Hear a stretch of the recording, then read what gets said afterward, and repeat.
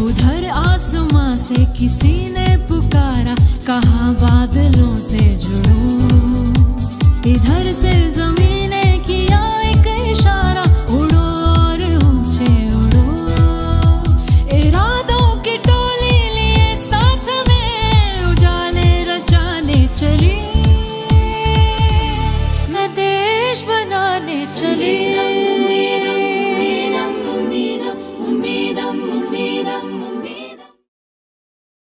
जमीन से जुड़ी है मगर सोच आसमान छूती है। ये वो महिलाएं हैं जिन्होंने पगडंडियों को रास्ता और रास्तों को मंजिल बना दिया, जो कभी पंचायतों के दरवाजों तक नहीं जा सकती थीं। आज वहीं बैठकर फैसले ले रही हैं, गांव की तकदीर लिख रही हैं। नमस्कार, आप देख रहे हैं सनसेट टीवी का विशेष कार्यक्रम अपना आसमां और मैं हूं आपके साथ दीक्षा कोहली। आज हमारे साथ हरियाणा की शिक्षा दीप्त सरपंच भी हैं, तो राजस्थान की खेल प्रेमी नवाचारशील सरपंच भी। आइए रूबरू कराते हैं आपको उन दोनों खास मेहमानों से, मेरा नाम मेरी पहचान के माध्यम से। नमस्कार, अपना आसमां में मैं हूं हॉकी वाली सरपंच नीरू यादव, ग्राम पंचायत लांबी अहीर, जिला झुंझुनू, राजस्थान से। मैं एक गृहिणी हूं और वर्तमान में सरपंच हूं। जिस प्रकार से घर संभाला है उसी प्रकार से आज पंचायत को भी संभाल रही हूं। नमस्कार, अपना आसमां में मैं हूं आपके साथ आरती यादव, सरपंच, ग्राम पंचायत सलीमपुर, डिस्ट्रिक्ट महेंद्रगढ़, हरियाणा से। हालांकि मैं देखने में उम्र में छोटी हूं, बट मेरे पास जो जिम्मेदारियां हैं वो मेरी उम्र के अकॉर्डिंग बहुत ज़्यादा हैं और मैं पूरी कोशिश कर रही हूं कि मैं उन जिम्मेदारियों को बखूबी निभाऊं। बहुत स्वागत आप दोनों का। और इसी के साथ हमारे साथ आज स्टूडियो में मौजूद है नारी शक्ति, जो होम मेकर्स भी हैं और साथ ही अपनी बुलंद आवाज रखती हैं। दिल्ली की आप सभी नारी शक्ति का मैं वंदन करती हूं और अपने स्टूडियो में हार्दिक अभिनंदन करती हूं। तो आइए शुरुआत करते हैं सफर की, संघर्ष की। और जैसा कि आपने कहा आरती जी कि उम्र मेरी छोटी है लेकिन हौसला मेरा कम नहीं, तो निश्चित रूप से आपके सफर की शुरुआत करेंगे। एमकॉम में गोल्ड मेडलिस्ट सरपंच, आज कैसे देखता है गांव, कैसे शुरुआत हुई सरपंची की ओर, कैसे बढ़े आपके कदम? Thank you so much ma'am. First of all आपने मुझे यहाँ पे इनवाइट किया। Welcome ma'am. तो मैंने स्टार्ट किया, मेरा कोई इरादा नहीं था, टू बी वेरी ऑनेस्ट, मैं यहाँ पे झूठ नहीं बोलूँगी इस मंच पे। स्टार्टिंग में क्या था कि मेरे पापा हैं वो इलेक्शन लड़ना चाहते थे, और जैसा कि आप लोगों को पता है कि महिलाओं को रिजर्वेशन मिला हुआ है पंचायत में, तो हमारे पंचायत में महिला सीट आई, तो मेरे पापा अनफॉर्चुनेटली इलेक्शन नहीं लड़ सकते थे और मेरी मदर भी नहीं लड़ सकती थी। तो उन्होंने फिर एक तरीके से ना, उन्होंने मतलब वो थोड़ा डिमोटिवेट हो गए कि मतलब इतने टाइम से सोच रहे थे और फिर नहीं हो पाया। तो मेरी मदर ने कहा कि क्या हो गया, बेटी तो है। लेकिन मैंने पहले ही कह दिया कि इसका मतलब ये नहीं है कि आप मेरे से इलेक्शन लड़वा रहे और करोगे आप सरपंच। क्या बात है, ये नहीं होगा। बहुत बढ़िया। हालांकि मतलब एक्सपीरियंस नहीं है, मुझे कोई आइडिया नहीं है कि क्या होता है, कैसे करना होता है। आप सपोर्ट करना, बिल्कुल मेरे साथ रहना हर जगह पे, बट फेस मैं हूँ तो काम भी मैं ही करूँगी। तो मैंने इलेक्शन लड़ा और अनफॉर्चुनेटली पहला मैंने इलेक्शन लड़ा 21st की जब मैं थी, और मैं वो हार गई। हार का कारण ये था कि अपनों ने साथ नहीं दिया, क्योंकि अपने साथ नहीं देते जब आप कुछ अच्छा करना चाहते हो तो सबसे पहले वही हटते हैं। तो जब इलेक्शन हार गए तो मैं भी बहुत वो हो गई, थोड़ा गांव वाले कहते थे कि मतलब ना, ये कल की आई लड़की अब हम पे राज करेगी क्या, अब ये बताएगी कि कैसे क्या काम करना है। कल की छोरी है, आज मतलब हमें वो सरपंच बन के और वो दिखाएगी हम पे, वो करेगी, हुक्म चलाएगी। तो पहला इलेक्शन में हार गई। तो वो कहते हैं ना कि जब आपके इरादे नेक हो और दिल साफ हो तो भगवान भी आपकी मदद करता है। कॉलेज में थी उस टाइम पे, मैं मास्टर्स कर रही थी। वहाँ पे जो सब जैसे साथी होते थे पढ़ने वाले मेरे साथ, सब मजाक उड़ाते थे मेरा। कहीं पे जा रही हूँ तो फिर कहते थे कि फिर इलेक्शन हार जाएगी, जाके वोट मांगने की प्रैक्टिस कर। कहीं पे कैंटीन में बैठी हूँ तो वहाँ भी वो यही कहते थे, और मैं मुस्कुरा के बस एक ही जवाब देती थी कि क्या हुआ, एक बार हार गई तो। हारने के लिए भी हिम्मत चाहिए होती है, मैदान में उतरने के लिए भी गट्स चाहिए होते हैं। बहुत बढ़िया। तो फिर भगवान ने मेरी प्रार्थना सुनी, तो 6 महीने के अंदर ही दोबारा इलेक्शन हो गया गांव में, बाई इलेक्शन। वो फिर से मतलब मैंने नहीं सोचा था कि मैं लड़ूंगी, क्योंकि मैं पहली बार बहुत ज़्यादा निराश हो गई थी।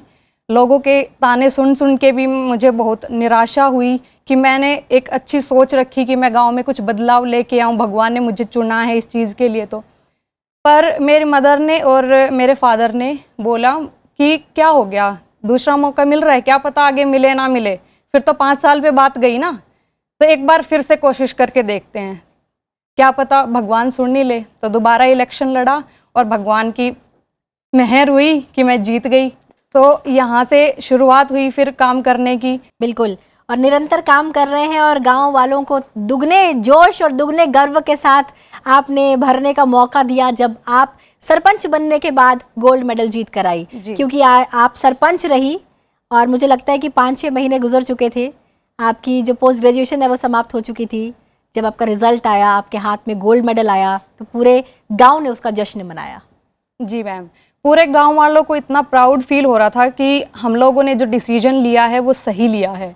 और सब मुझे कह रहे थे कि कोई बात नहीं, फर्स्ट टाइम क्या हुआ, नहीं बननी थी। तो अब जैसे बच्चे हैं वो भी देख के मोटिवेट होते हैं, जो पेरेंट्स हैं वो सोचते हैं कि ये इतनी पढ़ी लिखी है, पढ़ाई में भी अच्छी रही है, गोल्ड मेडल मिला है, तो वो कहते हैं ना कि मतलब थोड़ा गोल्ड मेडल मिला ना तो गाँव में रिस्पेक्ट और बढ़ गई। तो अब गाँव वाले ना मतलब बात को थोड़ा और ध्यान से सुनते हैं कि भाई पढ़ी लिखी है, नॉलेज है इसको, तो कुछ कह रही है तो इसके पीछे कोई ना कोई लॉजिक होगा, तो वो साथ देते हैं कि मेरा चलो एक्सपीरियंस कम है लेकिन गांव में बहुत सारे लोग हैं, बड़े हैं, जिनके पास अनुभव बहुत ज़्यादा है, तो वहाँ से उनसे सीखती हूँ। और जो फैमिली है वो पूरा सपोर्ट करती है, मैं साथ उनके मिलके और काम कर रही हूँ। मतलब जो लोग एक ज़माने में कहा करते थे ये छोरी हम पर राज करेगी, वो आज ये कहते हैं हमारी छोरी किसी से कम है के। बिल्कुल। बहुत बढ़िया, बहुत खूब। नीरू जी, आपके पास मैं आऊँगी। हॉकी की छड़ी हाथ में लिए मैदान में गोल की तरफ आपका हमेशा लक्ष्य रहता था, ध्येय रहता था, वहाँ से कैसे सफ़र ने यू टर्न लिया और आप सरपंची की ओर आ गई? देखिए, मैंने कभी भी पॉलिटिक्स में जाने का या सरपंच बनने का मैंने कभी नहीं सोचा था। वो जो आया वो एकदम अचानक से हुआ। मैं आपको बता दूं खेल की बात, तो मैं स्कूल टाइम में खेली, मेरा रुझान था खेल के प्रति काफ़ी, लेकिन मेरी फैमिली है वो पूरी एजुकेशन लाइन से है, मम्मी पापा, और तो उनका तो एक ही सपना था, क्योंकि मैं मैथमेटिक्स में एमएससी हूँ, बीएड हूँ, एमएड भी मैंने किया है, तो उनका तो एक ही सपना था कि हमारी बेटी है वो एक अच्छी टीचर बने। तो उन्होंने, और वही सपना मैंने भी देखा था। और जब 2013 में शादी हुई और शादी होकर के, मेरा मायका हरियाणा के अंदर है, और शादी होके जब मैं राजस्थान के एक गांव के अंदर आई, मेरे ससुराल का नाम लांबी अहीर है, उस ढाणी के अंदर जब मैं आई तो वहाँ पर आने के बाद मैंने गांव को बहुत करीबी से देखा कि गांव ढाणियों में किस प्रकार से महिलाएं रहती हैं। जैसे कि हमारे राजस्थान के अंदर एक घूंघट प्रथा है, महिलाएं बहुत ज़्यादा मतलब अपनी बात को खुलकर बोलती नहीं है, घूंघट के अंदर रहती हैं। तो वो सारा परिवेश मैंने देखा, और उस समय अचानक से एक ये विचार मेरे मन में आया कि क्योंकि मैं गांव के अंदर रह रही हूँ, तो क्यों ना मैं मेरे गांव के अंदर, मेरे ससुराल के अंदर, एक मैं गृहिणी हूँ, घर को संभाल रही हूँ, तो क्यों ना मैं एक पंचायत के अंदर भी एक बदलाव लेके आऊँ, सरपंच का मैं चुनाव लड़ूं, मेरे गांव की महिलाओं की जो छोटी छोटी समस्याएं हैं उन समस्याओं पर मैं बात करूं, वो अपनी समस्याओं पर खुल करके बात करें, वो खुल करके सामने आए, वो पंचायत में आए, अपना काम करवाएं, तो उनको एक आत्मविश्वास उनके अंदर बढ़े। तो एक ऐसा मेरे अंदर विचार, एक सोच एक ऐसी आई कि मुझे इस चीज़, क्योंकि मेरे परिवार का, मेरी फैमिली का ये डिसीजन था कि मैं नौकरी नहीं कर सकती थी, क्योंकि मुझ पर फैमिली की जिम्मेदारियां थी। तो फिर मेरे मन में ये विचार आया कि मुझे चुनाव लड़ना चाहिए, और जब ये विचार मेरे मन के अंदर आया और अपने परिवार को जब मैंने इस चीज़ के बारे में बताया, तो मैं अपने आप को बड़ा सौभाग्यशाली इस चीज़ के लिए मानती हूँ कि मेरे परिवार ने बहुत मेरा इस चीज़ में साथ दिया, और उन्होंने बिल्कुल मेरे साथ वो खड़े रहे कि अगर तुमने फैसला लिया है बहुत अच्छा है, और अगर तुम पंचायत के अंदर, गांव के अंदर अगर बदलाव लेके आना चाहती हो तो हम पूरी तरीके से तेरे साथ में हैं, और तुम आगे बढ़ो और हम तेरा पूरा साथ देंगे। और मेरे परिवार ने मेरा बहुत साथ दिया इस चीज़ में। अगर प्रत्येक मेंबर की अगर मैं बात करूं, सभी ने मेरा बहुत साथ दिया इस चीज़ में। और फिर मैंने चुनाव लड़ा सरपंच का, और सरपंच का जब मैं चुनाव लड़ा, और मैंने पहली बार ही चुनाव लड़ा और मैं पहली बार में ही जीत गई, तो इस चीज़ के लिए भी मैं बड़ा सौभाग्यशाली अपने आप को मानती हूँ। और मेरे गांव वालों ने भी मुझ पर बहुत विश्वास दिखाया, क्योंकि मुझे काफ़ी संघर्ष करना पड़ा इस उनके विश्वास को जीतने के लिए, क्योंकि बड़ी समस्या होती है। देखिए सरपंच के चुनाव के अंदर कि 7 साल जिसकी शादी को हुए हैं और उस महिला को आकर के अपने गांव के लोगों के बीच में ये विश्वास पैदा करना कि मैं सिर्फ आपके लिए ये चुनाव लड़ रही हूँ, अपने पंचायत को में बदलाव लाने के लिए, इसकी दशा और दिशा को बदलने के लिए मैं ये चुनाव लड़ रही हूँ। तो इस विश्वास को पैदा करने में मुझे काफ़ी संघर्ष करना पड़ा, लोगों को विश्वास दिलाना पड़ा, क्योंकि सबको ये लगता था कि पढ़ी लिखी बहू है तो पता नहीं कभी ये बीच में कहीं शहर में जाकर के शिफ्ट हो गई, और इसके हस्बैंड जॉब करते हैं तो ये कहीं शहर में जाकर शिफ्ट हो गई, तो बीच में पंचायत को कौन संभालेगा, ये छोड़ के भी जा सकती है। तो इस सब चीज़ों से मुझे गुजरना पड़ा। और 2020 के अंदर 3 अक्टूबर 2020 को मैं मेरी ग्राम पंचायत लांबी अहीर की सरपंच के रूप में चुनी गई। और मैंने बहुत ही मैं ये कहूँगी इस चैनल के माध्यम से कि मैंने बहुत तहे दिल से अपनी पंचायत में बदलाव के काम किए हैं। हमेशा चाहे हर वर्ग के लिए मैंने काम किया है, चाहे बच्चे से लेकर बुजुर्ग से लेकर महिलाओं की जो भी समस्याएं हैं सबके ऊपर मैंने बहुत अच्छे से काम किया है। बिल्कुल नीरू जी, और वो काम आपका लगातार जारी है। और सीरियसली मेरे पास शब्द नहीं है उस एप्रिसिएशन के जो आपने गांव में हर वर्ग के लिए काम किया है। अगर आप खिलाड़ी हैं तो आज आपके गांव की लड़कियां हॉकी खेलती हैं, आप उन्हें प्रमोट कर रही हैं। लेकिन बात यहीं तक नहीं रुकती, आपने एक सच्ची सहेली फाउंडेशन भी शुरू किया जिसमें आप महिलाओं को किसानी की ओर प्रमोट कर रही हैं, और लगभग 300 महिला किसान आपने तैयार की। ये थॉट कहाँ से आया? ये थॉट ऐसे आया कि देखिए, हम जब किसान की अगर हम बात करते हैं, अगर मैं आपको ये बोलूंगी आप एक किसान का चित्र बनाइए, तो आप एक व्यक्ति का चित्र बनाएंगे जो कंधे पे हल लेकर के चल रहा है या ट्रैक्टर को चला रहा है। शायद बहुत कम लोग ऐसे हैं जिनके दिमाग के अंदर ये आएगा कि एक महिला है जो हल लेकर के चल रही है। तो जब किसान का जब एक नाम आता है ना, तो वो किसान का नाम आता है, ऑटोमेटिकली हमारे दिमाग में आता है कि एक पुरुष होगा। जैसे एक सरपंच का नाम आता है तो ऑटोमेटिकली हमारे दिमाग के अंदर नाम आता है कि एक लंबा चौड़ा कोई बड़ी मूंछों वाला और पगड़ी बांधे एक सरपंच आएगा हमारे सामने, क्योंकि वो एक मेल को आइडेंटिफाई करता है। सरपंच जो नाम भी है ना, तो वो भी एक ऐसा लगता है जैसे कोई मेल ही आ रहा है। तो मैंने आपको बताया कि मुझे अपने पंचायत की महिलाओं को आगे लेकर के आना था कि वो फ्रंट फुट पे आए और अपनी बात को बड़ी मजबूती के साथ रखें। तो इसलिए मैंने जो अपना किसान उत्पादक संगठन है उसका नाम भी मैंने सच्ची सहेली महिला रखा, ताकि महिला किसानों को हम आगे बढ़ाएं और उनको हम नई टेक्निक्स के साथ वो कैसे खेती कर सकती है, अपनी आजीविका को और कैसे वो बढ़ा सकती है, इसके ऊपर हमने काम किया। बिल्कुल, और आपने भारत को यूनाइटेड नेशंस के मंच में भी रिप्रेजेंट किया है, जहां आपने ये बताया है यूएस में कि भारत की महिलाएं कितनी सशक्त हैं और कैसे वो आगे बढ़ रही हैं। वो एक्सपीरियंस मैं थोड़ा सा ज़रूर जानना चाहूँगी, क्योंकि इतने बड़े मंच पे भारत की आवाज़, महिलाओं की आवाज़ उठाना, क्या एक्सपीरियंस है, क्या फीलिंग्स है वो?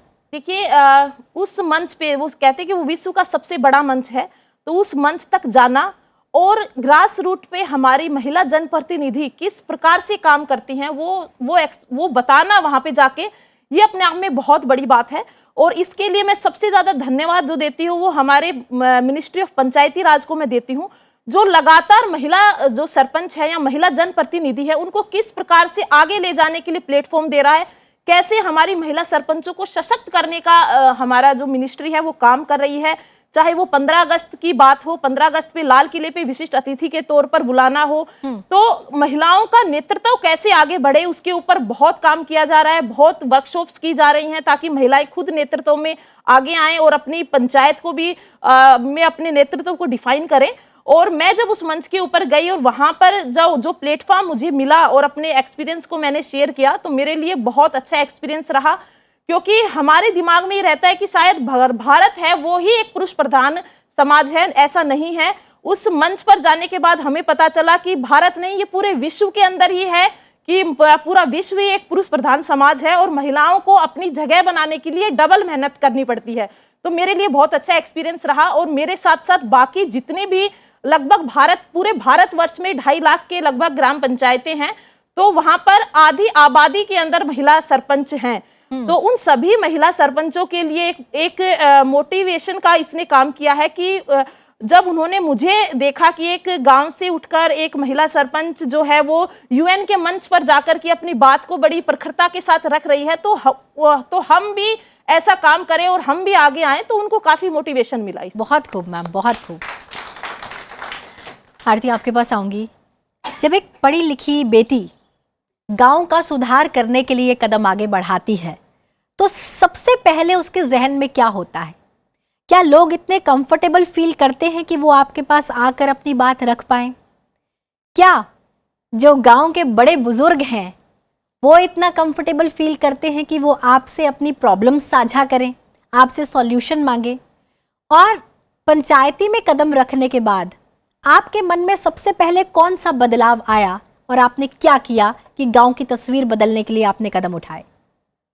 मैम, मैंने अपनी जो एजुकेशन की, मैंने पूरी स्कूलिंग जो करी जी। वो गवर्नमेंट स्कूल से की। उसके बाद फिर मैंने बीकॉम ऑनर्स किया DU से। उसके बाद फिर मैंने MCOM किया सेंट्रल यूनिवर्सिटी ऑफ हरियाणा से, जहाँ से मैं गोल्ड मेडलिस्ट हूँ। और मैं अपने गांव की पहली लड़की सरपंच हूँ। आज तक हिस्ट्री में कोई लड़की सरपंच नहीं बनी है। और मैं अपने डिस्ट्रिक्ट में भी सबसे यंगेस्ट सरपंच हूँ। कहीं भी जैसे सरपंचों की मीटिंग होती है, कहीं भी जाती हूँ या मतलब बैंक में जाती हूँ या कहीं ऑफिस में जाती हूँ, तो सब पूछते हैं कि आप हो सरपंच? ऐसे मतलब चौंक जाते हैं, कुछ ज़्यादा ही यंग नहीं हो? ऐसे मतलब उनको शौक लगता है। तो ऐसे ही मतलब स्टार्टिंग में गांव में भी कि मतलब लोगों में थोड़ा सा था कि भाई, और सब लोग कहते थे कि मतलब जैसे मेरे पेरेंट्स को कहते थे कि क्यों इसको सरपंची वगैरह में इसको इन्वॉल्व कर रहे हो, अच्छी पढ़ी लिखी है, इसको अच्छी तैयारी करवाओ, सेटल हो जाएगी कहीं पे। क्योंकि मेरा जो फैमिली बैकग्राउंड है वो पॉलिटिक्स का नहीं है बिल्कुल भी। मैं बिल्कुल एक मतलब कहते हैं ना नॉर्मल फैमिली से बिलोंग करती हूँ, जहाँ पे शायद ही हमने कभी सोचा होगा कि हम भी ऐसे कभी सरपंच बनेंगे और कुछ बदलाव लाएंगे। मैंने सारी स्कूलिंग गवर्नमेंट से की, तो वहाँ पे जो मेरे को गैप लगा, मुझे लगा कि एजुकेशन में कुछ बदलाव होना चाहिए। जैसे मैं अब गांव से पढ़ी, सरकारी स्कूल में हिंदी मीडियम में पढ़ी और DU में आई पहली बार गांव से निकल के, और यहाँ आते ही मैंने चकाचौंध देख के मैं घबरा गई। पापा मेरे को छोड़ गए एडमिशन करवा के, और फिर मैं रोने लग गई फ़ोन पे कि मैं नहीं रह सकती यहाँ, मैं सर्वाइव नहीं कर पाऊंगी, मुझे ले जाओ यहाँ से। क्योंकि मेरी क्लास में मैं ही इकलौती ऐसी थी जो हिंदी मीडियम से पढ़ी हूँ, गवर्नमेंट स्कूल से पढ़ी हूँ, तो मेरे को इंग्लिश में बहुत दिक्कत आती थी। समझ में तो आ जाती थी, बट बोलना, आंसर्स लिखना या मतलब बहुत ज़्यादा प्रॉब्लम होती थी। तो मैं सोचती थी उस टाइम पे कि काश मेरे गाँव में ऐसा मेरे को प्लेटफॉर्म मिलता कि या सरकारी स्कूल में ऐसी सुविधा होती कि मुझे भी इनकी तरह फराटेदार इंग्लिश आती। तो मैंने सोचा कि अगर मुझे कभी मौका मिला ना तो मैं ये सारे सुधार जरूर करूँगी, और मुझे मौका मिला। तो अब जैसे गांव में जो स्कूल हैं मैं उनमें टाइम टू टाइम जाती हूँ, चेक करती हूँ, बच्चों को मैं पढ़ाती भी हूँ, ट्यूशन्स भी करवाती हूँ। बहुत सारे ऐसे मतलब जो बिल्कुल मिडिल क्लास के जो बच्चे हैं जो प्राइवेट स्कूलों में नहीं जा रहे या मतलब ट्यूशन वगैरह अफोर्ड नहीं कर सकते, क्योंकि गाँव में जो मेनली लोग हैं वो मज़दूर हैं, तो वो इतना फ़ीस अफोर्ड नहीं कर सकते, तो मैं उनको खुद पढ़ाती हूँ उनके। और जैसे अब बच्चे हैं, जैसे रिज़ल्ट आया तो उनके कुछ भी डाउट्स होते हैं कि दीदी हमें क्या करना चाहिए, हम कैसे ये सब्जेक्ट पढ़ें, क्या है, तो मैं स्कूलों में भी टाइम टू टाइम जाती हूँ, गांव में भी बच्चों से मैं मतलब कनेक्ट करती हूँ कि क्या है। और जैसे अब यंग जनरेशन की जो अब महिलाएं आ रही हैं, जो बहुएं हैं, अब वो पढ़ी लिखी हैं लेकिन उनके जो फैमिली वाले हैं वो उनको उतना सपोर्ट नहीं करते कि वो बाहर जाएँ। तो वो अब मेरे साथ क्या है कि थोड़ा जनरेशन गैप कम है उनका, तो वो खुल के अपनी बातें रख पाती हैं। जैसे अब गांव में क्या है, डोमेस्टिक वायलेंस बहुत होता है, तो अब मैं जैसे उनसे मिलती हूँ या वो मतलब मेरे पास आते हैं तो वो अपनी बातें बहुत खुल के आराम से, मैं उनको पूरा कंफर्ट फील करवाती हूँ कि मैं आपकी मतलब छोटी बहन ही हूँ, तो मेरे साथ घबराने की ज़रूरत नहीं है। तो वो कहते हैं, तो मैं उनके साथ स्टैंड लेती हूँ, तो उससे डोमेस्टिक वायलेंस भी काफ़ी कम हुआ है। थोड़ा हो जाता है ना कि आदमियों में कि ये इतनी छोटी सी लड़की आके अब हमें धमका रही है तो थोड़ा अच्छा नहीं लगता, तो वो वाली चीज़ है। और जैसे एजुकेशन में काम किया मैंने, और अब महिलाओं के लिए भी मैं कर रही हूँ, और मेरी ये कोशिश है कि जो महिलाएं हैं अब उनमें ये डर है कि हमारे जैसे हस्बैंड्स हैं वो नहीं कमा रहे, बच्चों की एजुकेशन हमें अच्छी करवानी, कि हम तो चलो नहीं पढ़ पाए तो बच्चे एटलीस्ट पढ़ लें, कहीं सेटल हो जाएं, ताकि हमारा भी भविष्य थोड़ा सुधर जाए जी। तो उनको मैं सोच रही हूँ, मतलब कोशिश भी मेरी जारी है कि मैं मतलब उनको जैसे सेल्फ हेल्प ग्रुप्स हैं उनसे जुड़ी हैं महिलाएं, ताकि वो अपना खुद का काम स्टार्ट कर सकें, उनको डिपेंड ना होना पड़े। अच्छा, जब महिला सरपंच होती है तो अमूमन जैसा कि आप बता रहे हैं गांव की महिलाएं घूंघट में रहती हैं, शायद वो जब पंचायत लगती है तो वो इतनी खुलकर बात नहीं रख पाती, घूंघट में होने के कारण हो सकता है वो घर के बाहर भी नहीं निकल पाती। इस गांव की 2 बेटी या बहुएं इस तरीके से बाहर निकलकर बुलंद आवाज रखे हैं। क्या उस गांव में आज भी ऐसी घूंघट प्रथा है या कुछ बदलाव लाने की आपने कोशिश की? या फिर एक सवाल मेरा यहाँ भी रहेगा, क्या अब महिलाओं में बदलाव आने लगा है कि आप अब सरपंच हैं, अब जब महिला नेतृत्व है तो शायद हमारी बात सुनी भी जाएगी और हमारी बात रखने का हमें मौका भी मिलेगा? क्या कुछ ऐसा बदलाव आप देख पा रही है या आपने कुछ ऐसा बदलाव लाया हो? नीरू जी, आपसे शुरू करूंगी। देखिए, बिल्कुल सही बात आपने बोली है। घूंघट प्रथा है और उसको हटाना बड़ा मुश्किल है, बड़ा बवाल हो जाएगा अगर उसको हम हटाने का प्रयास करेंगे। लेकिन देखिए, हमारे नेतृत्व में आने के बाद अगर मैं मेरी बात करूं, मैं ग्राम पंचायत में सरपंच बनी। मेरे सरपंच बनने के बाद ग्राम पंचायत में वार्ड सभाएं होती हैं, महिला सभाएं होते हैं, महिला संवाद होते हैं। और सबसे बड़ी बात यह है, जो महिलाएं पंचायत भवन में अपने बेटे को, अपने पति को, अपने ससुर को काम के लिए भेजती थी, वो खुद आती है डायरेक्ट अपने काम के लिए। ये एक सबसे बड़ा बदलाव है। दूसरा बदलाव ये है कि जब वो ये देखती हैं कि हमारी इस गांव की बहू और पंचायत को संभाल रही है। मैं एक छोटा सा एग्जांपल इसमें मैं दूंगी। मैं 3 अक्टूबर को सरपंच बनी और 5 अक्टूबर को मुझे डिलीवरी हुई, मेरे बेटी हुई सिजेरियन। और उसको साथ लेकर के जब मैंने पंचायत को संभाला और काम किया, तो मेरी पंचायत में ही एक महिला ने आगे बढ़ने का हौसला उसके अंदर आया। उसकी खुद की बेटी छोटी थी, उसने काम करना शुरू किया सिर्फ मुझे देखकर कि जब ये अपनी बच्ची को लेकर के और मीटिंग्स में जाती हैं, सारा कुछ करती है, तो उसके अंदर वो मोटिवेशन आया। और मैं कहती हूँ कि अब वो हर कामों के अंदर आगे बढ़कर के वो काम करती है। सिर्फ वो कहती है कि मुझे आपको देखकर ये मोटिवेशन आया कि आप इतना अच्छा कर सकते हो, तो मैं क्यों नहीं कर सकती। मैम, निश्चित रूप से ये काबिले तारीफ है कि ये मातृत्व के भाव के साथ जो आपने उदाहरण प्रस्तुत किया है, निश्चित रूप से ये एक माँ ही कर सकती है। बिल्कुल। तो महिलाओं में काफी चेंजेस आए हैं इस चीज को अपने महिला नेतृत्व को देखते हुए। जैसे कि मैंने बताया आपने जिस प्रकार से कहा, और मुझे हॉकी वाली सरपंच के नाम से भी जानते हैं, तो बेटियों को भी घरों से बाहर निकाल के ग्राउंड तक लाना, वो सिर्फ इसलिए नहीं था कि वो इंडिया के लिए, ये तो एक हमारा सपना है कि हमारी बेटियां इंडिया के लिए खेल रही हैं और खेलें, लेकिन एक उनके अंदर एक कॉन्फिडेंस बिल्ड हो, वो गांव की उस सीमा को पार करके बाहर निकलें और बाहर की वो दुनिया को देखें कि कितना कंपटीशन बाहर है और हम भी जो है कुछ ना कुछ कर सकते हैं। उनके अंदर एक कॉन्फिडेंस लेवल जो है वो बढ़े, आत्मविश्वास उनका बढ़े। तो इस चीज को सोच करके मैंने जो है वो काम किया है और महिलाओं के अंदर काफी बदलाव आया है। मेरी पंचायत में बदलाव, इनफैक्ट महिलाएं ये कहती हैं कि हमें आज से पहले पता ही नहीं था कि हम लोगों को भी कोई इतना पूछ सकता है, या फिर बहुत सरपंच बने हैं पंचायत के अंदर लेकिन हमें कभी किसी ने पूछा तक नहीं, और हमारे वोट की भी इतनी वैल्यू है, ये हमें अब पता लगा है। ये बातें महिलाएं गांव की, क्या बात है, क्या बात है। आरती जी, आपका वर्जन इसलिए भी जरूरी है क्योंकि वो तो गांव की बहू हैं, उन्होंने बहुत बहुओं को समझाया होगा और शायद एक बदलाव आया भी होगा। लेकिन क्या गांव की बेटी क्या ऐसा बदलाव ला पाई जो बहुओं पर भी लागू होता हो? जी मैम, अब जैसे जो आजकल जो आ रही है यंग जनरेशन, जैसे घूंघट प्रथा का बताया, तो वो अब घूंघट नहीं कर रही, तो धीरे धीरे बदलाव आएगा। क्योंकि जो बुजुर्ग हैं उनसे ये मतलब प्रथा को हटवाना बहुत मुश्किल काम है। जैसे मैम ने बताया कि बवाल हो जाएगा, लेकिन जो अब हमारी एज की या हमसे 1-2 साल बड़ी जो आ रही हैं, वो इस चीज में थोड़ा सा अलग है। अब वो नहीं करती, फैमिली भी कहती है कि अब घूंघट करने की जरूरत नहीं। तो धीरे धीरे बदलाव आ रहा है और मुझे पर्सनली ऐसा लगता है कि बदलाव आएगा, लेकिन उसमें थोड़ा सा समय लगेगा। अब जैसे जो गांव में क्या होता है मेनली कि जो लड़कियां होती हैं उनकी 20-21 साल में ही शादी कर दी जाती है, या 20-21 साल भी नहीं होती, 18 साल होते ही शादी कर दी जाती है मोस्टली लड़कियों की। तो अब जैसे गांव वाले देख रहे हैं कि भाई ये पढ़ी लिखी है, लेकिन ये फिर भी अपना मतलब कैरियर बना सकती थी, कहीं पे सेटल हो सकती थी, लेकिन इसने समाज के लिए कुछ सुधार लाने की कोशिश करी, इसने ये फील्ड चुनी। तो अब वो भी अपनी बेटियों को थोड़ा आगे ला रहे हैं। अब जैसे बहुत सारी हैं जो मेरे एज की हैं लड़कियां, उनकी शादी नहीं हो रही, और लड़कियां भी अब खुद के लिए स्टैंड ले रही है कि जब दीदी कर सकती हैं तो हम क्यों नहीं कर सकते। तो अब वो भी आगे अपना पढ़ाई भी कर रही हैं, या फिर जैसे आते हैं मेरे पास डायरेक्टली आ जाती हैं कि दीदी हमारे घर वाले ना ऐसे मान नहीं रहे, मुझे ये कोर्स करना है, तो आप एक बार बात कर लेंगी। तो आपकी बात करने पे क्या उनके घर वाले मानते हैं? जी, मान जाते हैं। क्या बात है, बहुत बढ़िया। ये एक बड़ी बात है कि गांव की एक बेटी न केवल अपनी आवाज़ रख रही है, कदम बढ़ा रही है बदलाव की ओर, बल्कि गांव की बच्चियों की बात सुनकर उनके माता पिता को भी कन्विंस कर रही है कि अगर वो कुछ करना चाहती हैं तो उन्हें अपने सपनों की उड़ान भरने दी जाए। ये बहुत काबिले तारीफ बात है आरती, और आप बहुत अच्छा कर रही हैं। आपके पास आऊँगी नीरू जी।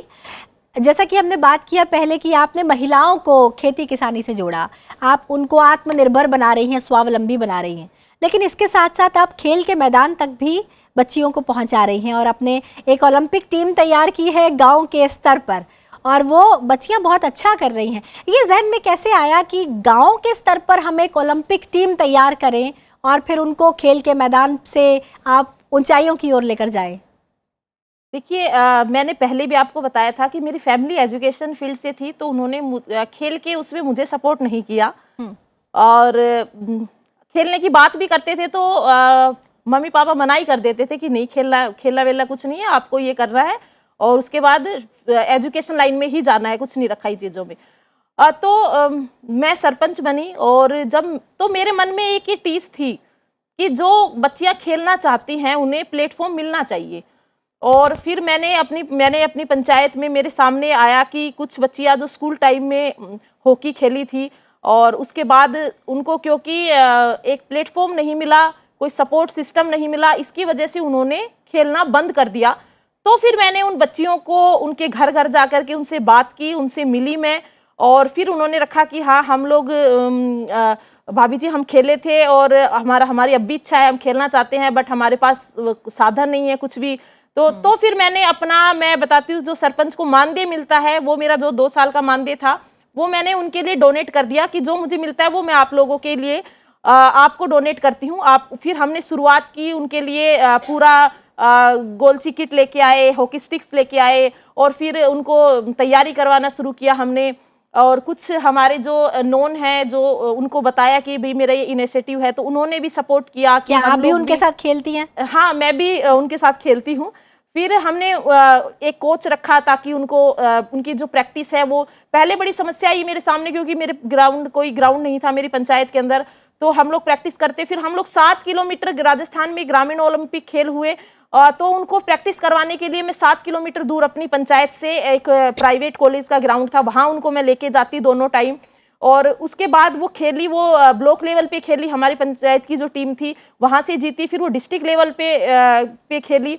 उसके बाद हमने प्रैक्टिस को कंटिन्यू रखा और उसके बाद हमारी पंचायत की ही एक बेटी जो ग्वालियर खेल करके आई नेशनल, और 2 लड़कियां अभी हमारी पंचकुला खेल करके आई हैं। और इस चैनल के माध्यम से मैं ये बताऊंगी कि जो बच्चियां हमारे पास खेलती हैं वो सभी बीपीएल परिवार की बच्चियां हैं, जिनके पापा मम्मी जो हैं वो मेहनत मजदूर, सुबह मजदूरी करते हैं, शाम को उनका घर का गुजारा उस चीज़ से चलता है। ऐसे परिवार की बच्चियों को लेकर के ऐसे परिवार की बच्चियों को मैंने बाहर निकाला है घरों से, और ये मेरे लिए आसान नहीं था, बहुत मुश्किल है, क्योंकि ग्रामीण परिवेश के अंदर सबका ये रहता है कि अगर बेटियां बड़ी हैं तो वो सुबह शाम घर के कामों में हाथ बटाए, ना कि ग्राउंड के पर जाकर के और हॉकी स्टिक को वो चलाएं।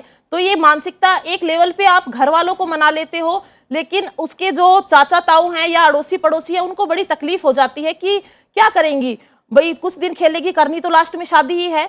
तो मैंने एक ये रखा कि आप इन्हें एक मौका तो दीजिए भाई, बाद में इनको घर तो संभालना ही है, वो तो इनके पास में है ही, लेकिन आप एक बार इनको मौका तो दीजिए, ये आगे जाएंगे, क्या पता ये अपना भविष्य बहुत अच्छा लिख दे, बहुत अच्छा कुछ कर दे और गांव की बेटियों के लिए भी वो एग्जाम्पल बने। तो बड़ा मेरे लिए ये डिफिकल्ट रहा, ये इनिशिएटिव मैंने लिया, लेकिन इसको चलाना और आगे तक लेके जाना बहुत डिफिकल्टीज आती हैं। देखिए, यहाँ दिल्ली शहर के अंदर बैठ के हम कुछ भी बातें कर ले, लेकिन ग्राउंड पे, धरातल पे उन चीज़ों को उतारने में बहुत छोटी छोटी दिक्कतें आती हैं, जो हम बताने लगे तो शायद पूरा दिन निकल जाए, लेकिन करना बहुत मुश्किल है। लेकिन मेरी इच्छा शक्ति है कि मैं करूंगी और भी आगे इस चीज़ को मैं लेकर के जाऊंगी। बिल्कुल। आरती, आपने जब अपना इंट्रोडक्शन दिया तो आपने बताया कि आपके पिताजी सरपंची का चुनाव लड़ना चाहते थे, लेकिन क्योंकि वो एक रिजर्व्ड सीट थी, महिला रिजर्व्ड सीट, तो आपने वहाँ से चुनाव लड़ा, बाद में आप वहाँ की सरपंच भी बनी। एक बड़ी प्रथा चलती आ रही है जो अक्सर हम गांव में देखते हैं, पति सरपंच की, जी, पति प्रधान की पत्नी सरपंच बन जाती है, लेकिन वो घर के बाहर कभी नजर नहीं आती, वो हमेशा घर ही रहती है और सरपंच दरअसल उनके पति कहलाते हैं। अगर मैं ये कहूँ कि एक बेटी की बात हो तो सरपंच पिता कहलाते हैं, ये भी कई जगह देखा गया है। या फिर माताजी अगर सरपंच बन जाए और बेटा जवान हो तो ऐसा लगने लगता है कि ये बेटा ही सरपंच है, माताजी तो घर से बाहर नहीं आती। अक्सर गांव में होता है। लेकिन जब एक पढ़ी लिखी गोल्ड मेडलिस्ट सरपंच युवा एक कदम आगे बढ़ाती है सरपंची की ओर, तो बड़ा बदलाव उस गांव में क्या आता है? ऐसा कुछ जो आपकी तरफ से उठाया गया कदम? जी मैम, मैंने बताया था आपको स्टार्टिंग में ही कि जैसे मतलब बोला कि आपको मतलब फॉर्म भरना है, आप सरपंची का इलेक्शन लड़ोगे। तो वही जो प्रथा चली आ रही है, तो गांव में भी मतलब यही था कि अगर ये बनेगी तो इसके पापा ही करेंगे। तो गांव वालों को ये यकीन दिलाना कि नहीं, अगर मुझे मौका मिलता है तो मैं ही करूंगी। पापा जो हैं साइड में रहेंगे मुझे सपोर्ट करने के लिए, क्योंकि मुझे इतना एक्सपीरियंस नहीं है, मुझे कोई जानकारी नहीं है। तो स्टार्टिंग में सारी चीज़ों को समझने में, क्योंकि फैमिली बैकग्राउंड भी ऐसा नहीं रहा। अगर फैमिली बैकग्राउंड ऐसा होता है तो हम मतलब जो चीज़ें रोज़मर्रा में देख रहे होते हैं तो वहाँ से थोड़ा सीख जाते हैं। लेकिन ये मेरे लिए बिल्कुल एक नया था। और गांव वालों में क्या था कि उनमें थोड़ा ये भी डाउट था कि कहीं ऐसा ना हो कि कल को ये इसकी नौकरी वगैरह लग जाए और ये छोड़ के चली जाए बीच में। तो ये भी उनको विश्वास दिलाना कि नहीं, मैं यहाँ आपके बीच में ही रहूँगी, मैं इतना रिस्क ले रही हूँ कि भाई मैं आपको ये श्योरिटी दे रही हूँ कि मैं यहीं रहूँगी, मैं कहीं बाहर नहीं जाऊँगी पढ़ने के लिए या जॉब वगैरह करने के लिए। तो आप एक बार मुझे मौका दें, मुझ पे भरोसा करें। क्योंकि मेरे से पहले एक मतलब जो लेडी सरपंच रही थी, हमने कभी उनको देखा ही नहीं गांव में, कभी भी नहीं देखा। मुझे याद भी नहीं है कि वो कभी आई भी होंगी, उनके मतलब याद भी नहीं है फेस। तो और महिलाएं जो लड़कियां हैं वो ये सोचती हैं, चाहती भी हैं कि जैसे अब कोई महिला सरपंच बनी तो वो करना चाहती हैं कि मैं अगर बनी हूँ तो मैं करूँ, मैं आगे आऊँ।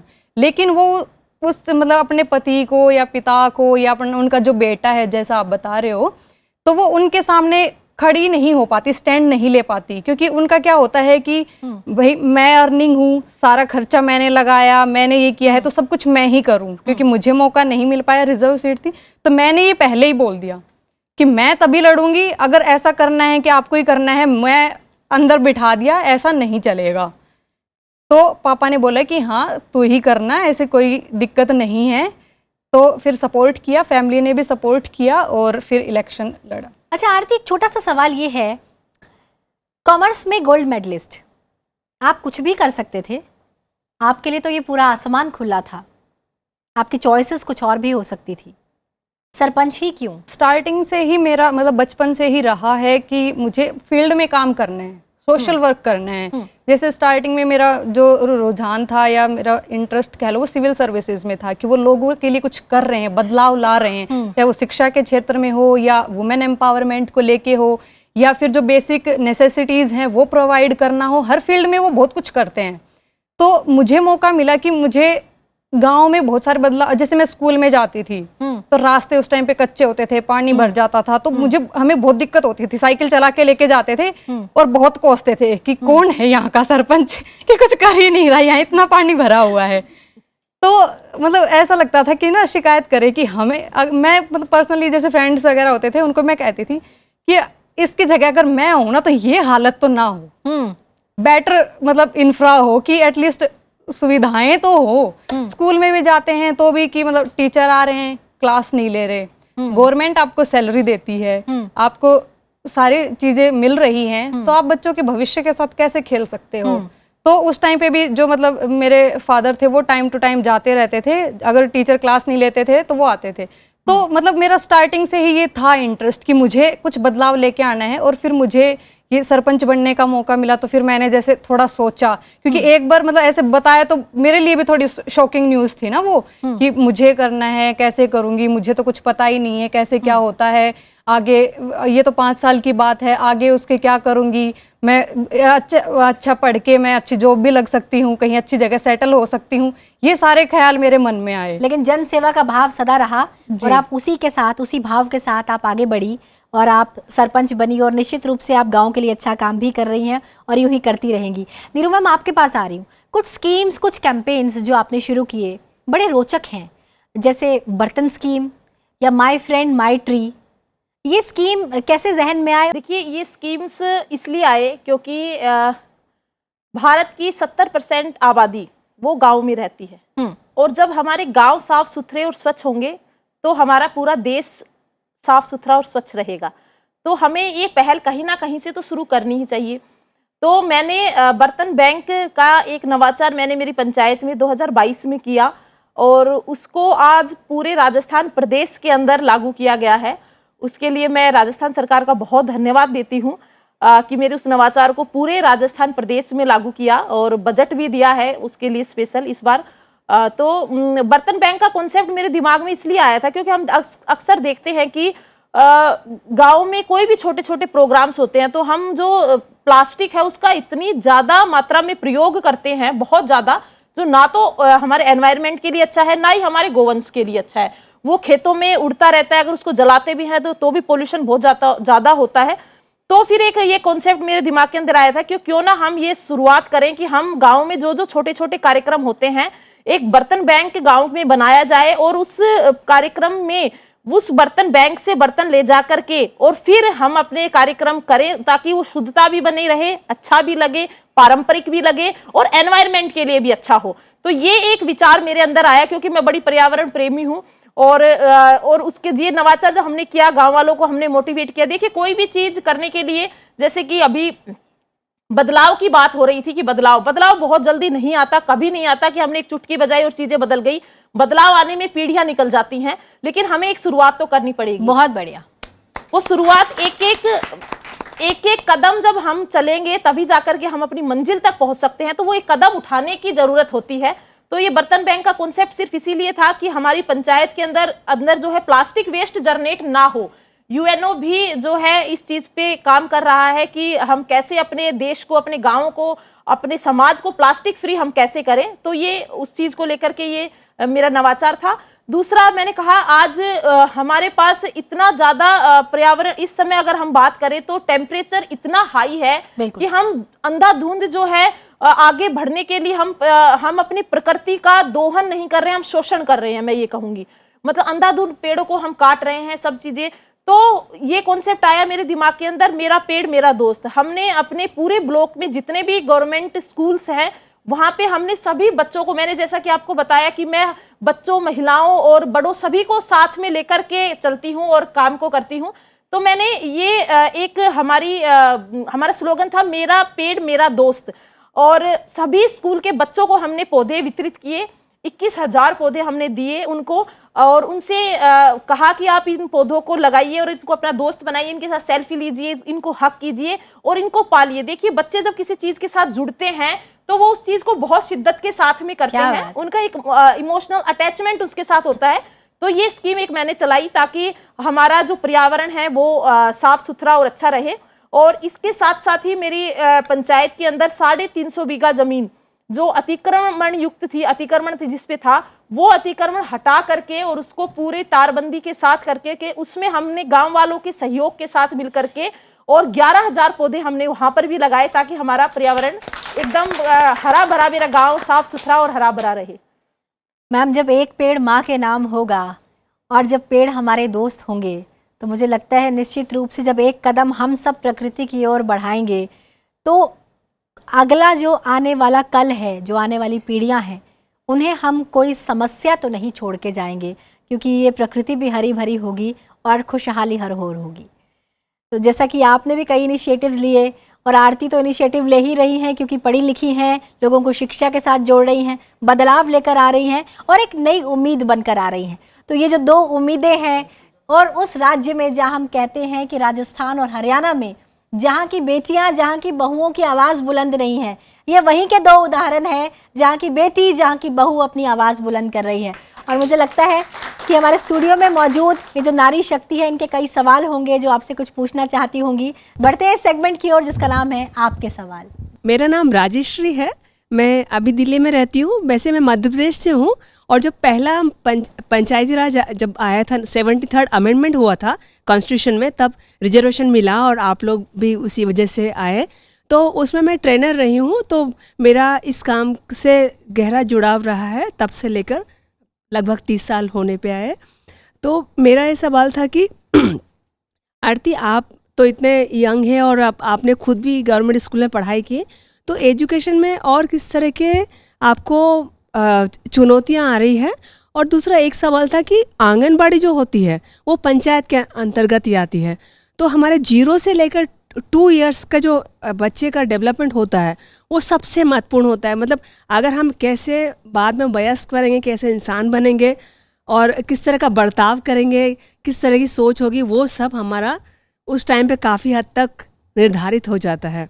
क्योंकि आपने डोमेस्टिक वायलेंस का मुद्दा उठाया था, तो मैंने पढ़ा था कि जिनका चाइल्डहुड अच्छा नहीं बीतता है वो लोग ज़्यादा डोमेस्टिक वायलेंस करते हैं। तो इस संदर्भ में आपकी पंचायत में आंगनबाड़ी को लेकर, बच्चों को लेकर कुछ इस तरह का कुछ काम हुआ है? क्योंकि उसमें 5 तरह के मेन फंक्शन हैं आंगनबाड़ी के, उसमें एक एजुकेशन कंपोनेंट भी है। Thank you so much ma'am. जैसे कि आपने बताया कि आंगनवाड़ी का, मेरे ग्राम पंचायत के अंडर 4 आंगनवाड़ियाँ हैं जिसमें मैं समय समय पर जाती हूँ। वहाँ पे मैं देखती हूँ कि उनको जो खाना मिल रहा है वो किस क्वालिटी का मिल रहा है। ऐसा नहीं है कि मैं सरप्राइज विजिट करती हूँ ताकि वो मतलब अचानक से मैं देख सकूँ कि किस तरीके का क्या माहौल है। तो अब पहले से काफ़ी ज़्यादा सुधार आया है जो खाने की क्वालिटी। पहले क्या होता था कि खाना ही नहीं देते थे, खुद ले जाते थे घर पे, लेकिन अब जैसे लोगों से मिलते हैं, पूछते हैं, तो वो भी है। अब आंगनवाड़ियों में जैसे डेज होते हैं बच्चों के लिए, तो वो सेलिब्रेट करते हैं। जैसे कि मान लो एनवायरनमेंट डे आया, वुमेंस डे आया, तो मतलब बच्चों के साथ वो सेलिब्रेट करते हैं ताकि उनको पता चले कि ये डे क्यों सेलिब्रेट करते हैं, क्या महत्व है। वुमेंस डे सेलिब्रेट कर रहे हैं तो क्यों कर रहे हैं, ताकि उनका जो औरतों के प्रति जो सम्मान है, रिस्पेक्ट है, वो बढ़ जाए। ये सारी चीज़ें हम उसमें करते हैं।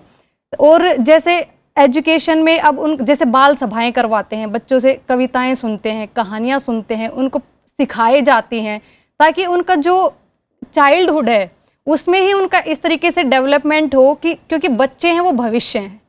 बच्चे क्या है, नींव हैं। अगर हमारी नींव मजबूत नहीं होगी तो बिल्डिंग कैसे मजबूत होगी। तो उनका ओवरऑल डेवलपमेंट करना कि वो समाज में, जैसे पर्यावरण का बताया, पर्यावरण के लिए हमने भी जैसे पेड़ पौधे लगाए हैं, बच्चों का साथ लेते हैं, साफ सफाई पे ध्यान रखते हैं। जैसे कहीं पे भी कूड़ा है वो ना फेंके। गांव बहुत अब साफ सुथरा है पहले से। एक डंपिंग साइट बनाई गई है जहाँ पे जो कचरा होता है उसको उसमें खाद में कन्वर्ट किया जाता है ताकि वो जो भूमि है उसमें यूज़ किया जा सके ताकि प्रोडक्शन बढ़े। किसानों के लिए भी हम काम कर रहे हैं जैसे, और स्कूलों में भी हम एजुकेशन पे ध्यान दे रहे हैं। तो ये बाल सभाएं वगैरह करते हैं तो बच्चे हैं वो कनेक्ट करते हैं। तो फिर उनको जैसे एग्जाम्पल देते हैं कि मतलब जैसे जो भी डे सेलिब्रेट करते हैं तो उसके पीछे क्या स्टोरी रही है। और जैसे लड़कियां हैं, छोटी बच्चियां हैं, वो मुझे देखती हैं तो वो उनके भी थोड़ा अंदर आता है कि ये कुछ कर रही हैं, कुछ चेंज कर रही हैं तो हमें भी करें। तो मैं कहीं भी जाती हूँ मुझे बच्चों से बहुत प्यार मिलता है, तो वो मेरे लिए सबसे बेस्ट मोमेंट होता है। नमस्ते, मेरा नाम मीनू कपूर है। मैं दिल्ली से हूँ, सफदरजंग एनक्लेव एरिया से हूँ। जैसे आपने कहा कि एक महिला होते हुए आप इतनी मुझसे बहुत छोटी उम्र की हैं और आपने अपने एरिया में इतनी डेवलपमेंट किए, इतना आप लेडीज़ को आगे लेके आए। आपने गांव में रहकर एक महिला होके आपने इतना काम किया है, और हम शहर में रह के, और मैं भी आपके जितनी पढ़ी लिखी हूँ, MSc B.Ed मैं भी हूँ, मैं भी एक टीचर रह चुकी हूँ, बच्चों के साथ इतना कर चुकी हूँ, लेकिन अभी हम अपने आप को इतना हेल्पलेस फील कर रहे हैं कि अपने एरिया की, अपने घर के आसपास को ही नहीं ठीक कर पा रहे हैं। तो आप थोड़े से हमारे को टिप्स दीजिए कैसे हम अपने आसपास का सुधार करें। तो मैं एक सरपंच हूँ, तो मेरे सामने भी बहुत से चैलेंजेस आए हैं, मुझे भी बहुत जगहों पर रोका गया है। और आपसे जो पावरफुल लोग जो होते हैं, चाहे वो राजनीति में हो या फिर परिवार के अंदर हो, तो वो आपको रोकने का प्रयास करते हैं। कोई नहीं चाहता एक महिला सरपंच UN के प्लेटफॉर्म पे जाकर के आई है, कौन बनेगा करोड़पति की हॉट सीट पे बैठ करके खेल के आई है, तो वो लोगों को कहीं ना कहीं खटकने लग जाता है, तो रोकने का प्रयास करते हैं। इनफैक्ट अधिकारी भी करते हैं, जो ब्लॉक स्तर पे जो अधिकारी होते हैं। मेरे साथ हुआ है जब मैं सरपंच बनी थी तो मुझे 2 साल बहुत परेशान किया गया, लेकिन मैं अपनी जगह पर खड़ी रही, मैं हटी नहीं, मैंने उनके सामने घुटने नहीं टेके। मुझे पता है मैंने कितना कुछ मेरे सामने चैलेंजेस आए, मैं कितनी परेशान हुई, लेकिन मैंने वो संघर्ष किया और उस संघर्ष को करने के बाद मैं बहुत अच्छे से निखर के सामने आई। उसका रिजल्ट ये निकला कि मुझे जितना दबाया गया, कहते हैं स्प्रिंग को जितना दबाया जाता है वो उतना उछल कर आती है, और मुझे जितना उन्होंने दबाया, आज आप देख रहे हो कि आज मैं यहाँ पर खड़ी हूँ। मैं केबीसी के मंच पर थी, मैं यूएन के मंच पर थी, मैं 15 अगस्त पर लाल किले पर थी। तो वो सब उस प्रेशर का ही था कि उस संघर्ष को मैंने जिया और उस संघर्ष से लड़ करके और मैं उभर करके सामने आई। नमस्ते, मेरा नाम नीति है। आप लोगों को सुन के बहुत मोटिवेशन मिली। मेरा सिर्फ एक ही सवाल है। आपने बोला कि पंचायत के बारे में जब आप सोचते हो तो वो मूंछों वाले, पगड़ी वाले, पर अब आप एक लेडी वहाँ पे है, तो लेडीज़ तो आती हैं, क्या जेंट्स भी आपके पास आते हैं अपनी प्रॉब्लम्स लेके वैसे ही सेम? जी बिल्कुल। जब शुरुआत थी तब मैं अपना ही वाकया बताऊंगी कि मेरे गांव से ही 2 बुजुर्ग आए मेरे पास में, मैं बैठी हुई थी और उन्होंने मेरे को आकर के ऐसे बोला कि अच्छा तू बैठी है, सरपंच ने बुला अंदर से। मैंने कहा बाबा क्या काम, मैंने कहा बाबा क्या काम है? बोले तेरा से काम को नहीं, सरपंच ने बुला अंदर से। मैंने कहा बाबा मैं ही सरपंच हूँ। हाँ भाई सरपंच तो मैंने कहा मुझे बताओ आपको क्या है। तो ये माइंड सेट होता है। देखिए, अगर आप उनको बुला दोगे अंदर से कि ठीक है उनसे बात कर लो आप जाकर के, और तो फिर वो माइंडसेट वैसा ही रहने वाला है। और आपको मैं बताऊं, मेरे ससुर हैं, मेरे हस्बैंड हैं, उनके पास भी अगर कोई काम के लिए जाता है या कहता है तो वो एक ही बात कहते हैं उनको कि सरपंच वो है तो आप उसके पास अपनी समस्या लेकर के जाइए, उसको आप जाकर के बताइए, वही आपकी समस्या का समाधान करेगी। हम सरपंच नहीं है, वो सरपंच है। तो माइंडसेट को बदलने वाली बात है और उस माइंडसेट को ही हमें बदलना है, इसीलिए हम फील्ड में इतना अच्छे से काम करते हैं। मेरा नाम जनक है, मैं दिल्ली से हूँ।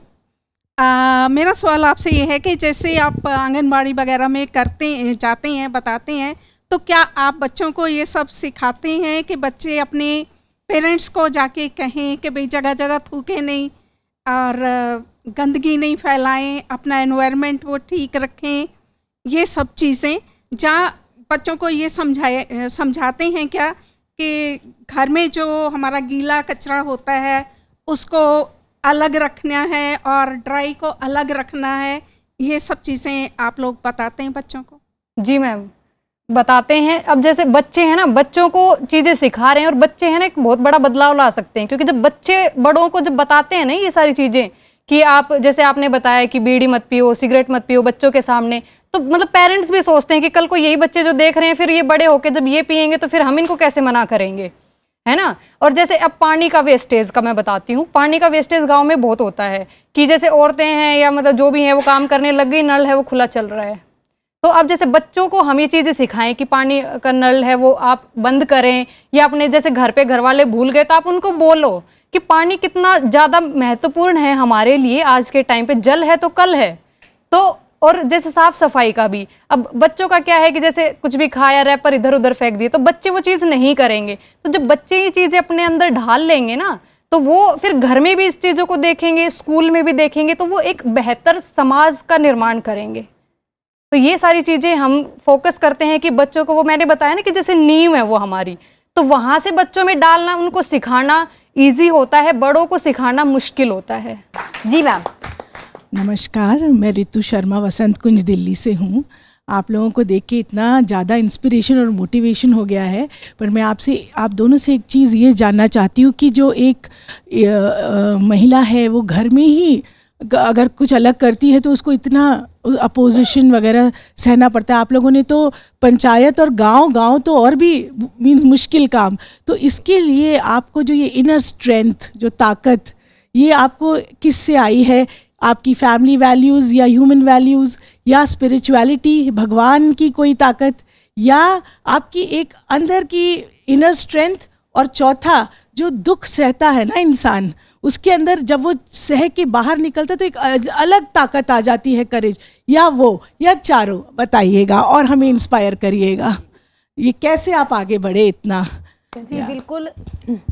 देखिए हमारे मैं अगर अपनी बात करूं तो जैसे मैं भी काम करती हूं तो कई बार मैं भी बैक फुट पे चली जाती हूं। कई बार ऐसा होता है कि मैंने इतना अच्छा काम किया है, इतना सब किया है, उसके बाद भी कुछ लोग इस प्रकार की आलोचना करते हैं, इस प्रकार के एलिगेशंस लगाते हैं, तो मन उस समय बड़ा उदास होता है कि यार मैं क्यों कर रही हूँ और किसके लिए कर रही हूँ, मेरे लिए तो नहीं है ये।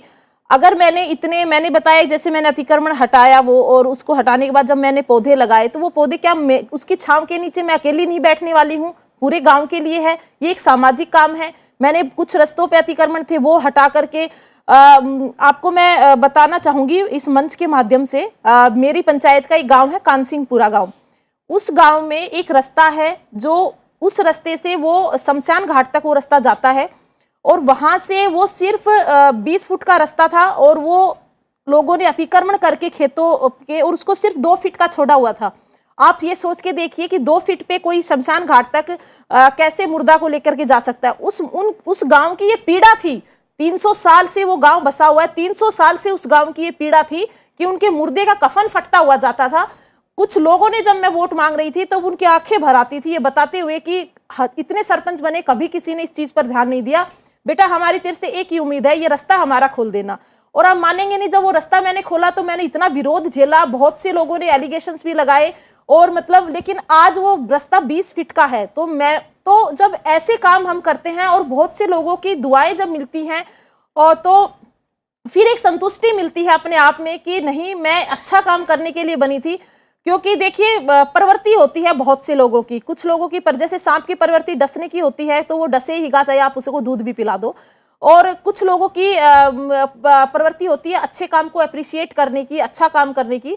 तो मैं भी कई बार हताश हो जाती हूँ, लेकिन फिर मैं एक बात सोचती हूँ कि मुझे मेरी एनर्जी है वो पॉजिटिव वे के अंदर लगानी है, पॉजिटिव दिशा में, पॉजिटिव डायरेक्शन में मुझे अपना काम करना है, तो मैं वो करती हूँ। और मेरी लाइफ में सबसे ज़्यादा मुझे इंस्पायर जो करते हैं, मैं कहना चाहूँगी कि मेरे हस्बैंड करते हैं। जब भी मैं हताश होती हूँ तो वो मुझे बैठा करके बहुत अच्छे से समझाते हैं।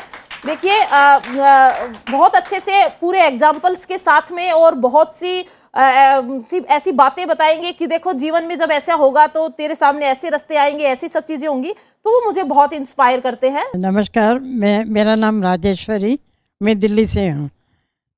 मैं एक सीनियर सिटीज़न हूँ।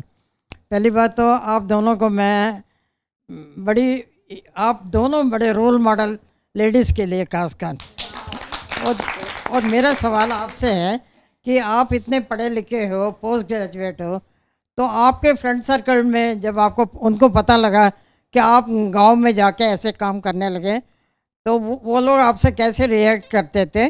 और दूसरी बात है, जब आप इस फील्ड में आए हो और गांव में जाके घर घर में जाके जो भी काम आप कर रहे थे उस वक़्त आप कैसे फील करते थे? देखिए मेरा जो फ्रेंड सर्किल है, जब उनको पता चला कि मैं सरपंच बनी तो मुझे जिनके कॉन्टैक्ट्स मतलब में मैं नहीं भी थी, उन लोगों के भी मेरे पास फ़ोन आए और मुझे बधाइयाँ दी और उनको बहुत खुशी हुई और उन्होंने कहा कि नीरू तुझे बहुत अच्छा मौका मिला है।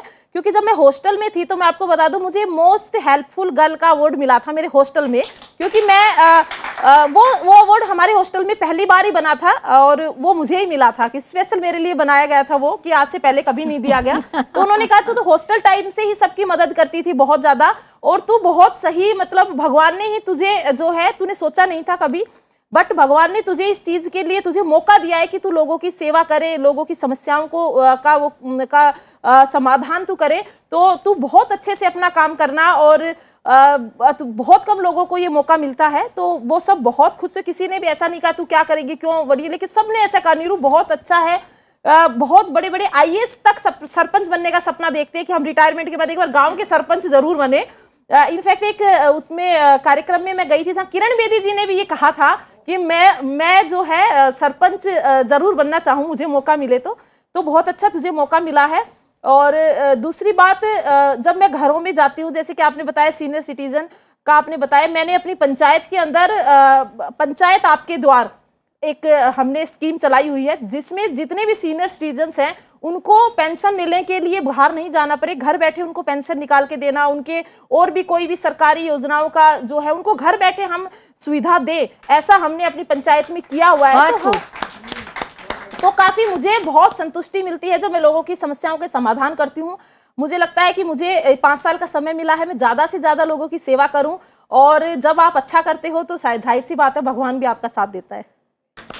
इसी के साथ बहुत बहुत धन्यवाद आपके सवालों का, और हम कार्यक्रम के अंतिम पड़ाव पर आ गए हैं जहां हम कहते हैं कि ज़िंदगी बहुत खूबसूरत है और अपना आसमां में उड़ान भरती हर महिला इस ज़िंदगी को और खूबसूरत बना देती है और अपने परिवार का नाम रोशन भी करती है। अगर आपको अपने गांव में एक बदलाव लाना है तो क्या बदलाव है? मेरे गांव में अगर मुझे मौका मिले एक बदलाव लाने का, तो पहला ये है कि जो महिलाएं हैं वो खुद इतना सक्षम हो कि उनको अपने हस्बैंड्स पे डिपेंड ना होना पड़े। कोई भी लड़की अपने आप को इतना कमज़ोर ना समझे कि उनके पेरेंट्स जब उनको फोर्स करें कि शादी कर लो, तो वो अपने लिए स्टैंड ले सकें कि नहीं, मुझे कुछ करना है, अपना अस्तित्व बनाना है, मुझे अपना आसमां देखना है। क्या बात है जी। अपना आसमां में एक अंतिम बदलाव जो आप अपने गांव में करना चाहेंगी, बहुत कम शब्दों में।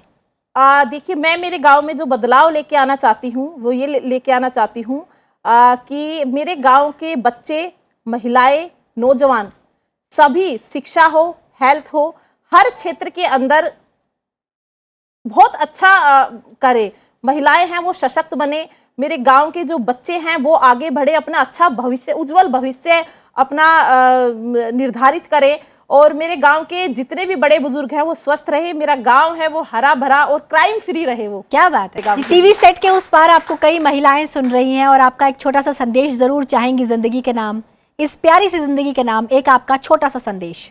जी, मेरा संदेश यही है कि जो मैं एक छोटा सा किस्सा बताना चाहूँगी कि जब मैं यूनिवर्सिटी में थी तो डिपार्टमेंट रिप्रेजेंटेटिव का सिलेक्शन होना था। तो वहाँ पे जैसे कई सारे जो मतलब मेरी क्लास के मेनली जो लड़के थे वो इच्छुक थे इसको लेने के लिए, तो लड़कियाँ कोई भी आगे नहीं आ रही थी। तो मैंने मतलब थोड़ा मेरे मन में आया, लेकिन फिर एक मतलब मेरा दोस्त ही था, उसने कहा कि यार मुझे मौका मिलना चाहिए। मैंने कहा चलो कोई नहीं, तू ले ले। लेकिन किसी ने मेरे को ये कहा कि ये सरपंच तो बनी नहीं, ये अब डिपार्टमेंट को क्या रिप्रेजेंट करेगी। तो वो चीज़ ना मेरे दिल में चुभ गई, बहुत भयंकर बुरी लगी मुझे। मैंने कहा कि ऐसा कैसे सोच सकते हो, जो हमारी लड़कियां हैं, महिलाएं हैं, वो विदेशों में हमारे देश को रिप्रेजेंट करें, ये तो एक छोटे से डिपार्टमेंट को रिप्रेजेंट करने की बात है। तो मैंने अपना नॉमिनेशन भर दिया और मैं डिपार्टमेंट रिप्रेजेंटेटिव बन गई। मैंने अपने डिपार्टमेंट को रिप्रेजेंट किया यूनिवर्सिटी लेवल पे, कॉमर्स डिपार्टमेंट को। तो मेरा यही संदेश है कि जो लोग ये कहते हैं ना कि ये लड़की है क्या कर लेगी, ये महिला है क्या कर लेगी, तो उनको हमें गलत प्रूव करना है कि जब एक महिला बच्चे को, अपने परिवार को, कहते हैं ना कि जब एक लड़की या बेटी पढ़ती है तो वो सिर्फ एक जनरेशन को ही नहीं, आगे आने वाली 7 पीढ़ियों को पढ़ाती है, और उसके साथ साथ अपने परिवार के साथ साथ अपने मतलब जैसे ससुराल है वहाँ का भी विकास होता है।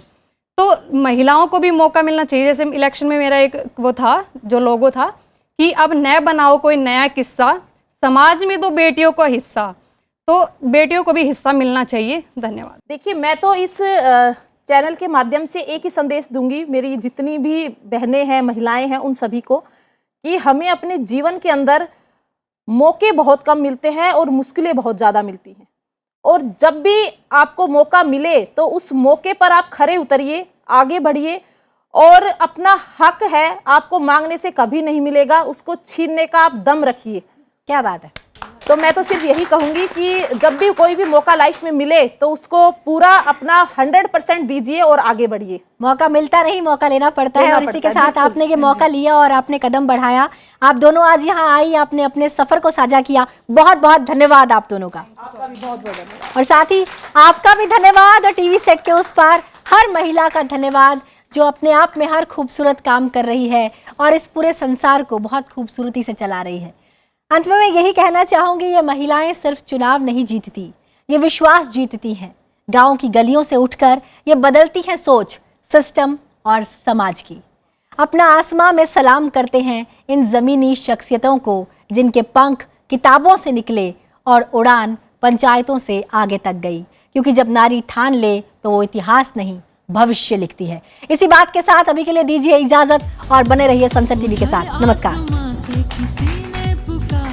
कहाँ बादलों से जुड़ो, इधर से ज़मीने किया एक इशारा, उड़ो और ऊंचे उड़ो, इरादों की टोली लिए साथ में उजाले रचाने चली,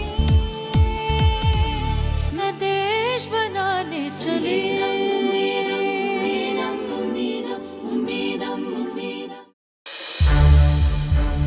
सनसेट टीवी के और भी प्रोग्राम्स देखने के लिए सब्सक्राइब करें हमारा YouTube चैनल, और हाँ, इन्हें लाइक और शेयर करना ना भूलें।